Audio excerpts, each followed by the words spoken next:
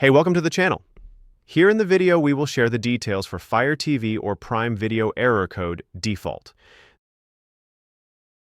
The error reads, "Video unavailable. We're unable to play your video right now. Please try again in a few minutes or contact Amazon customer service." Before we proceed, we want to let you know that we used AI for the voiceover and some graphics. However, all the information shared has been manually researched and is not AI generated.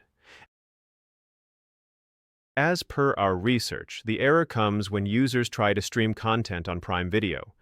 The video plays fine earlier, but suddenly stops working and shows this error. According to our research, the error may happen due to temporary glitches, network issues, outdated software, or app data problems. To deal with the error, the first thing we suggest is to restart your Fire Stick from the settings. Go to the Settings menu, then select My Fire TV and choose Restart. After the restart, check for the error. If the error still comes, then unplug your modem and router for 30 seconds. Also, unplug or power down your Fire TV device. After 30 seconds, plug the modem and router back in. Once the Wi-Fi is restored, plug in or turn on your Fire TV device and check if the error still comes.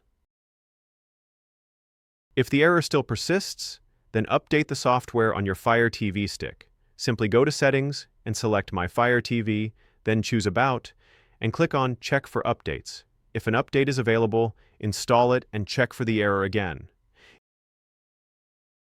If the error still continues, then try clearing the app data and cache on your Fire TV stick. Simply go to Settings, then Applications, then select Manage Installed Applications, then choose Prime Video, and then select Clear Data and Clear Cache. After this, check if this helps with the error. If you still get the error, then deregister and re-register your Fire TV device. Simply go to Settings and select My Account, then choose Amazon Account, and then select Deregister. After that, sign back in with your Amazon account to re-register the device. Then check if the error still comes.